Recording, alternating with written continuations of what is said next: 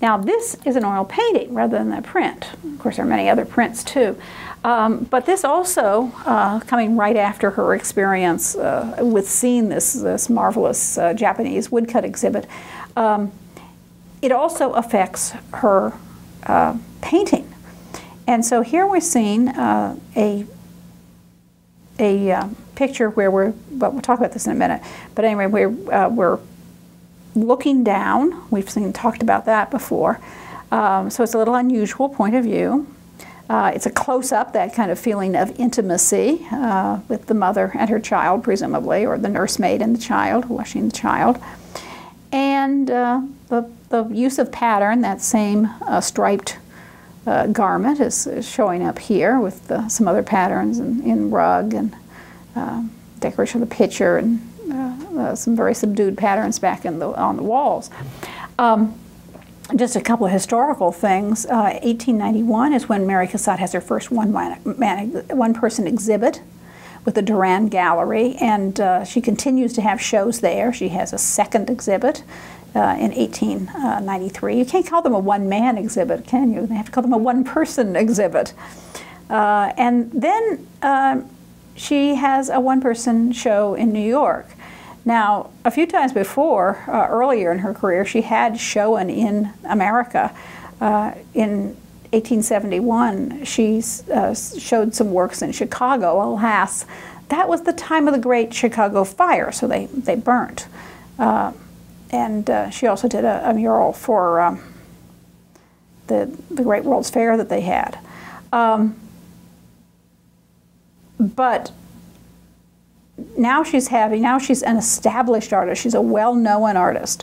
And so she's going to have a show in New York. Nobody pays any attention to it. Is it because she's a woman? Is it because this type of art is too avant-garde, too radical and different and, for an American audience who is still doing pretty much regionalism?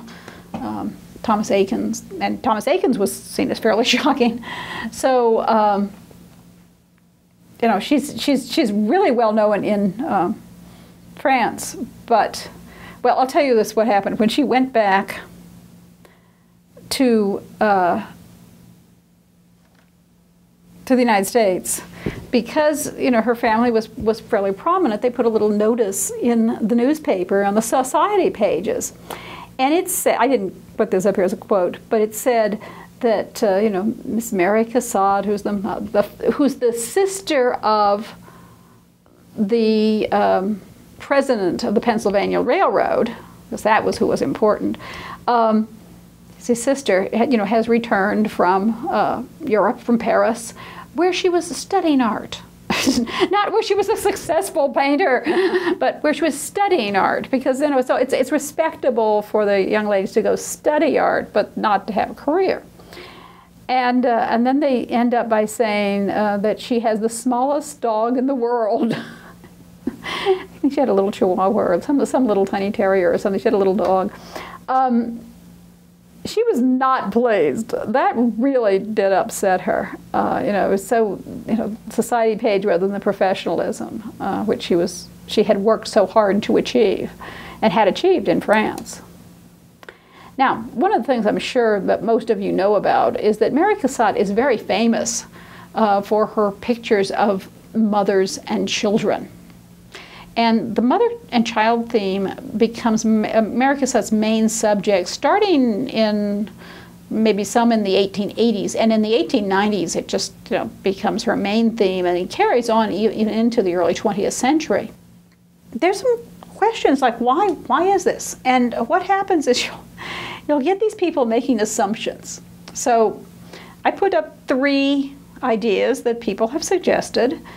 Sometimes you have usually a male art historian trying to be psychoanalytical. You'll say the first 2 are psychoanalytical interpretations, which I am very wary of, particularly when you can't interview the person.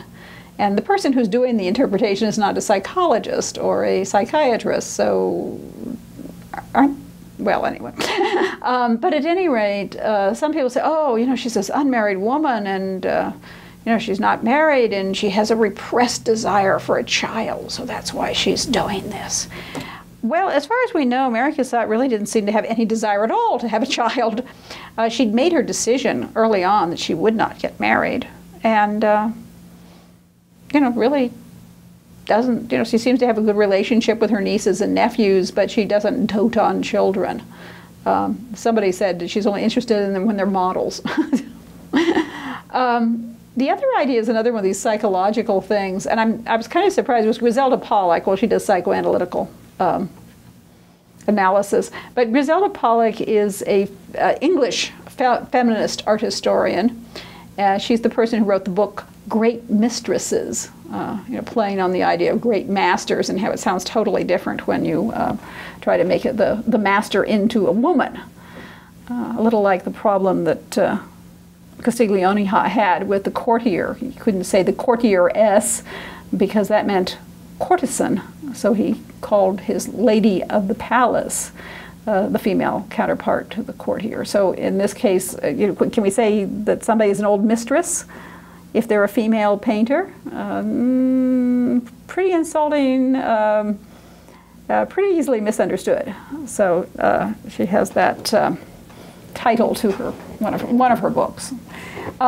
She had an idea. I got this incidentally from an article. I'm getting a lot of these things from an article by Norma Broda.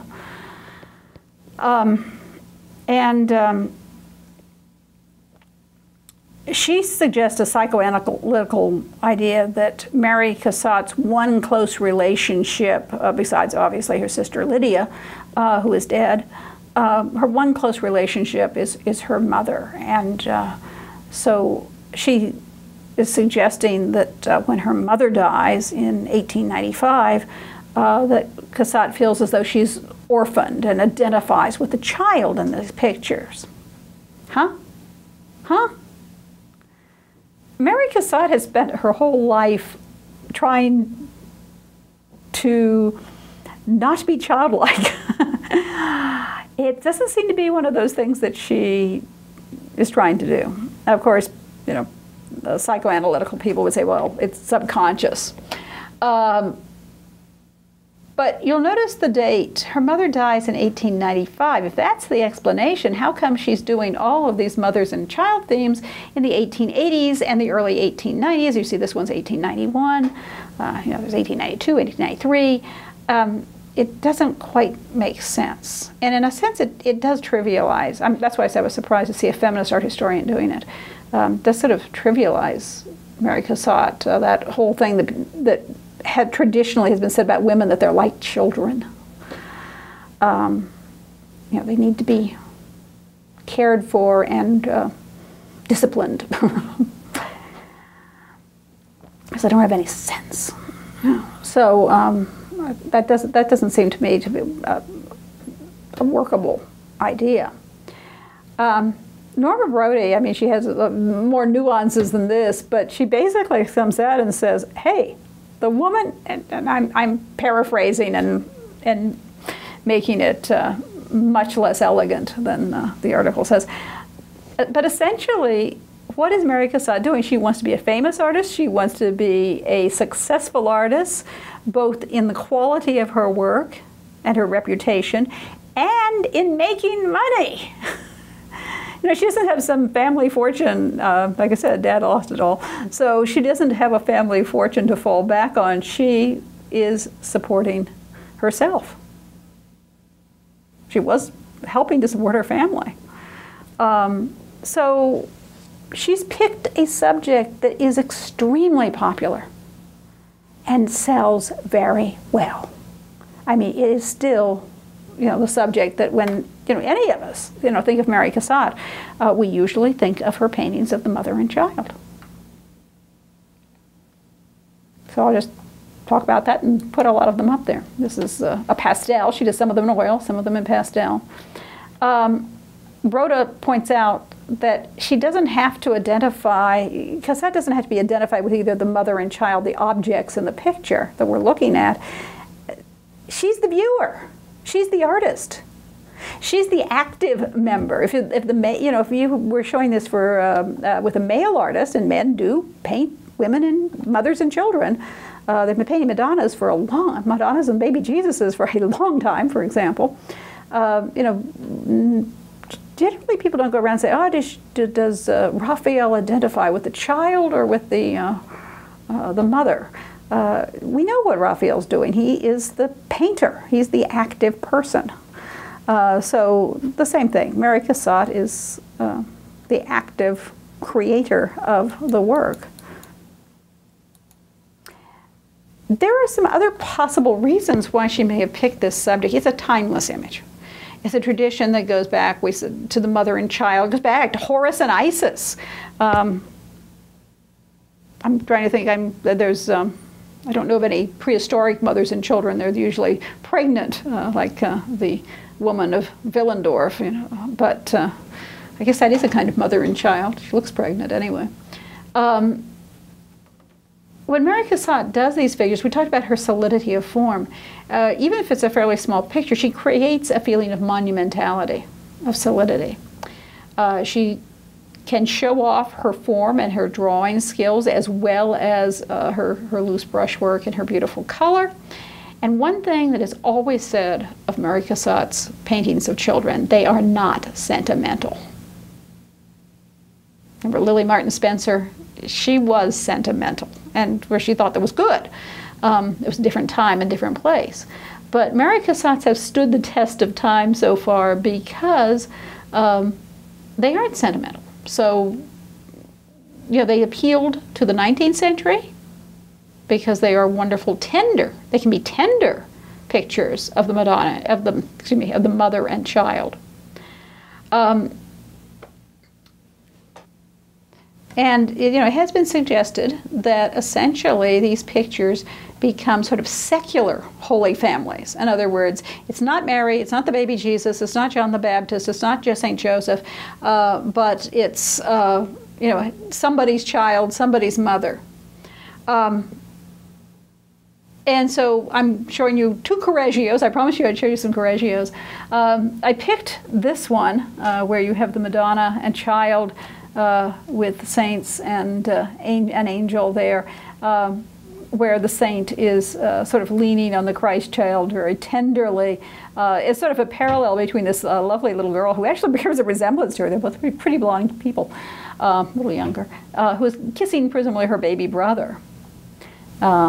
And I thought that made a nice parallel. And then here we only have the Madonna and child, but the child is quite active. He's very large, standing in front of the mother, which we see over here in the Cassatt.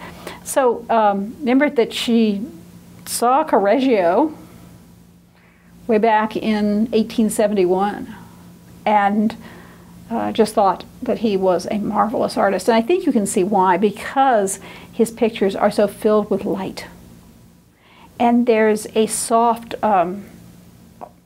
almost melting feeling, a softness. He doesn't use like hard edges, which we expect from a lot of Florentine and Roman and Perugian, and many of the artists of the Renaissance do.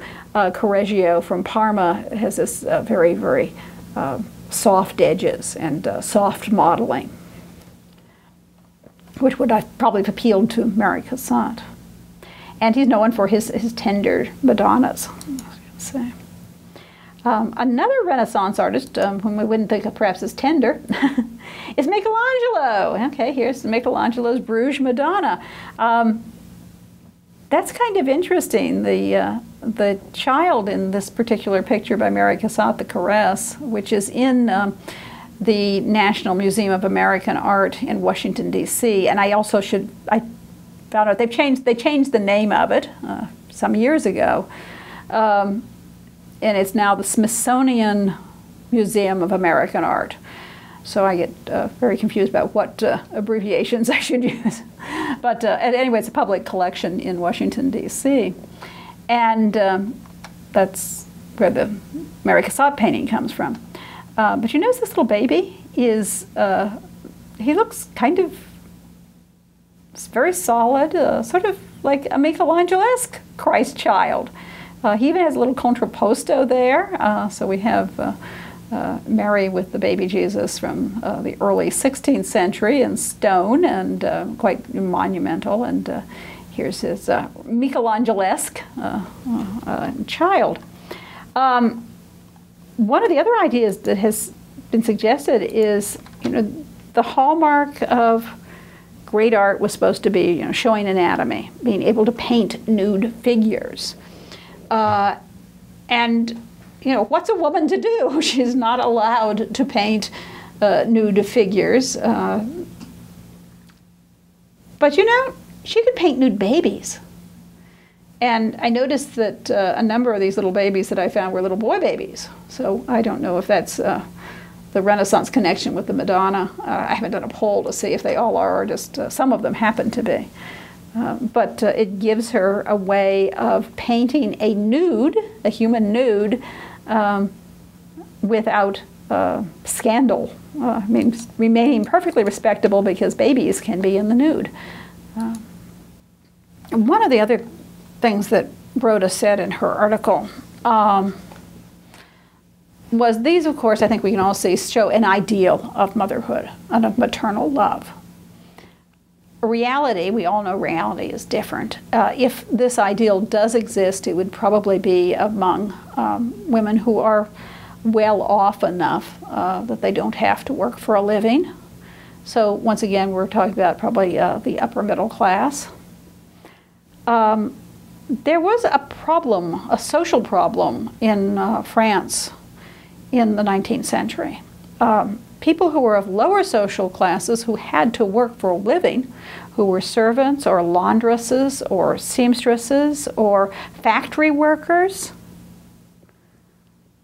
there was no way that, unless they happened to have, a family member at home to watch the baby, there was no way they could handle the child. There wasn't daycare, and if there was, it wouldn't have been. The wages were so terrible for people. So although we talk about all these women who aren't supposed to work, the middle class, the lower middle class, and the very poor women are working. And sometimes in less than subsistence jobs, sometimes very, very difficult and hard jobs for long, long hours. And they start very young. Of course, there's no laws against children working, so the children of the lower classes also would be at work. Servants oftentimes were seen as prey, I guess, by the men in the household. They weren't. You would think that and probably an honorable man would have said, these people are part of my household, even if they are servants, and I should protect them. But not every man is honorable, and there were many, many, many cases of the master or the son raping or seducing the housemaids, and of course the women are immediately dismissed from the job. And unwed mothers were a big problem. There's a problem. I think they still have this problem, for different reasons, in France today. The birth rate was declining. And this was seen as a serious problem in society because they didn't have overpopulation at this point. So why was the birth rate declining? If people are getting pregnant, they don't really have birth control. One reason was because of infanticide. A woman who was desperate, who couldn't feed another child, even if she was married, or who was pregnant out of wedlock, would often abandon the child and let it die, or kill the child. Probably, you remember in the Bible Hagar, who thinks that they're out in the desert, she and her son Ishmael are going to die, and she can't bear to see him die, and she puts him under the bush and looks away. And of course, God rescues them. But these women can't count on that, unfortunately. They actually do start an orphanage system and say that women, who have children they can't care for can bring the children in and drop them off at the orphanage. The problem is the orphanages were not really good. They tried to say they were, but a lot of times they were probably not much more than baby farms, in which a large portion of the children died. Part of that, of course, would be disease, that they wouldn't know how one child gets diphtheria or measles or something and it spreads. The other would be they're not being nursed. They're being fed probably cow's milk, goat's milk. Today, our formulas at least have all sorts of additives to provide a more complete diet. Breast milk's still the best one. So the mortality rate was still high, even if the mother was desperate enough to turn her child over to the state, as it were. So that's the reality for probably more than half of the women. They said that a lot of the children who were turned over to these orphanages were from married couples who simply couldn't afford another child. People were just too poor. So what we're looking at with Mary Cassatt's ideal motherhood in her pictures is a very specific class, upper middle class, essentially. Who did she use for models? I had a student a few years ago who were talking about Mary Cassatt, and I said, that she didn't get married, she didn't have children, she devoted herself to art, and the student said, well, how did she paint all these children if she didn't have children? And I was just kind of dumbfounded for a minute, because I thought, people paint things that they don't have. Lots of male artists who never are married paint children, and that just never occurred to me that was a necessity to have children in order to paint them. But I thought about it, and I said, well, she had lots of nieces and nephews, and so her models varied. She did use professional models, and so the people that you're seeing in these pictures are not necessarily the mother of the child that they're paired with.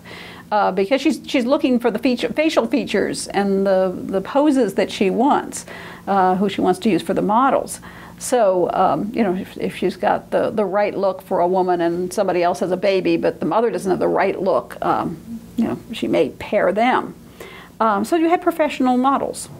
Also, her nieces and nephews, And some of her servants may have had children, and this is not necessarily the servants working in the household. I mean, there are people that come in as day workers, laundresses and people. So that's even another possibility. I don't know how often that happened. As you can see, she continues to paint this well into the 20th century. She lives till 1926. This is a beautiful painting at the National Gallery of Art, in which you see, once again, all these things, light. And light is not only in the light that shows into the painting, but also the colors that she's chosen, this sort of sunflower yellow, and the greens that do remind you of light grass or plant greens or something. So it's a very sunny picture. And then a deeper green on the furniture and the frame. And then you've got the mirror images, and we've talked before about this whole idea of reflecting and reflections, and what is reality and what is appearance, and of course the painting is an appearance.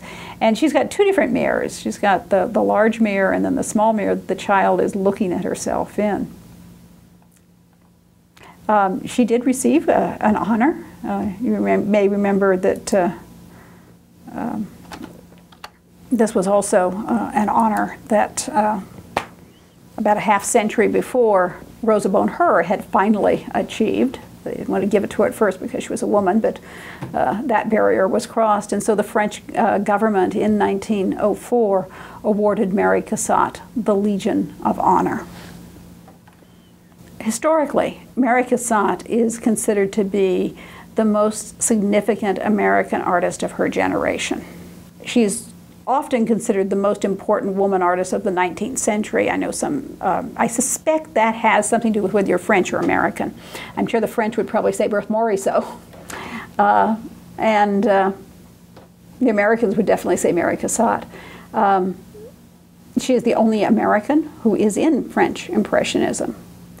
And she seems to be the first, she and Berthe Morisot, of course. She's one of the two first avant-garde women artists to break with the traditional style and the academic subjects.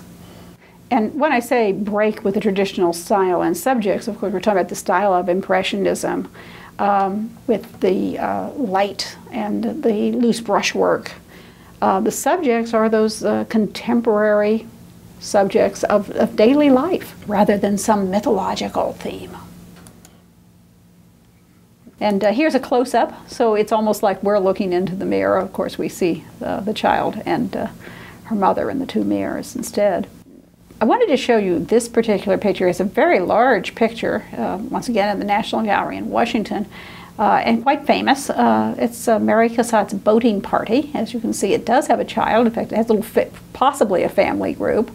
I don't know if I assume the man is the husband, because unless there's somebody else in the boat, she shouldn't be out with somebody else who isn't her husband. So presumably, the family group. We see here a really unusual point of view. I know I keep being taken aback with this. It's like, I can't believe this is a 19th century picture. The point of view is so unusual, and the forms almost seem to make geometric shapes and patterns. And of course, this is derived, of course, you know, that was talked about the mutual reciprocal influence of Degas, where they both like these unusual points of view and looking down, but also the strong influence of the Japanese woodcuts. We see flat patterns. We see unusual angles. Her painting here, I brought in the details so you could try to see some of the textures, but when you stand back from it, it almost looks flat. And then, of course, you get closer and you see textures in it. But the color is not all the soft little strokes of pastels. It seems to be more decoration. And as we said, this is, you know, almost abstract shapes. And once again, one of those things that you can see either as flat or as three-dimensional. I want to talk about some of other things that Mary Cassatt did besides be a very significant painter. She also was very instrumental in bringing the Impressionists to the attention of American collectors. And she knew everybody, you know, I mean, not only just the Impressionists, I mean, she just knew all the artists. And so, particularly during some of the periods when times were very tough, she would really try to get her wealthy friends to buy Impressionist and pre-Impressionist art. You know, Degas, obviously, Monet, Pissarro, but also people like Courbet and Manet.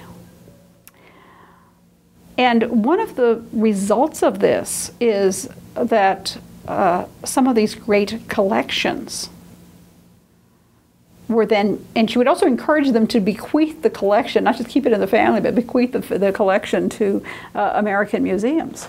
So a lot of the Impressionist paintings in the Chicago Art Institute and the Metropolitan Museum of Art in New York are from some of these collections that Mary Cassatt tried to get people to purchase. And the appreciation, financial appreciation for Impressionist paintings, you can quite imagine if you held them for a generation. The portrait that I'm showing you here is one of her friends who was, she was a suffragette.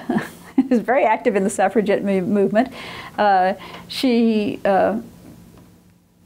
were a very wealthy family, her husband and her, and she was particularly interested in collecting art.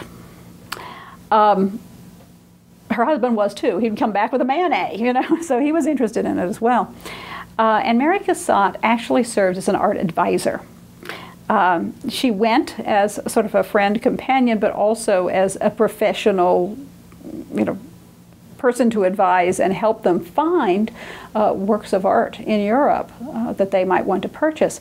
They go to antique stores and find El Grecos and what were thought to be Goyas. I guess some of the Goyas weren't really Goyas, but the El Grecos seemed to be good. So they found old master paintings. You know, El Grecos for, I think one was for $245, another was a few thousand. Well. And of course, the artists that were contemporary to Mary Cassatt, everyone from Courbet and Manet to her friends, the Impressionists, to Degas and Monet and Pissarro. And this became a huge collection of art. And it was bequeathed to the Metropolitan Museum of Art in New York. It was sort of the basis of their collection, of this period's collection. When later in life, as you can see, Mary Cassatt did get interested in the women's suffrage movement. And she did what she does best. Did it through art. She arranged an art exhibit in New York to benefit the women's suffrage movement in the United States. Now, back in France, what was going on about this time? Of course, Fauvism, Cubism, modern abstraction was coming into being. And somebody decided that it would be very good for, Mary Cassatt, this, revolutionary artist in her time, to meet Gertrude Stein, another American, and to meet all of these new artists. And they had her go to a party, and she got out of there fast. She thought she didn't like the people either. She really disliked New Modernism. She thought it was horrible painting. And she told people what she thought of it. She didn't like Fauvism. She didn't like Cubism.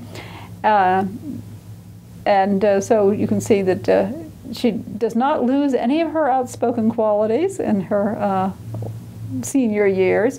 In fact, I think probably she feels more freer to speak out. I mean, now she has the reputation. She is the well-known artist. She's made her fame. She's made her place. One of the tragedies, and of course she's not the only artist that this happens, is as you get older, cataracts develop. And at that time, I don't think they were doing cataract surgery. It could have had another cause, but I think that probably would be what it was. So she, in the last years of her life, she went blind, and she eventually went completely blind. They mentioned the fact that she's not going to complain about it. Of course, World War I had just happened, and she's all those people who were blinded and maimed, and she said, I'm not going to complain about this.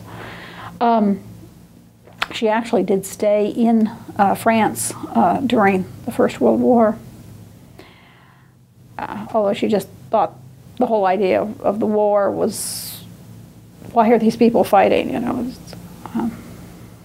Just killing, killing, killing.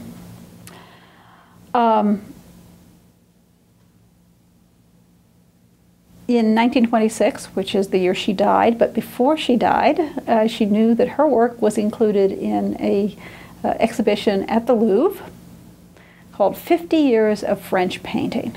So she knew that she had a place in history, in art history.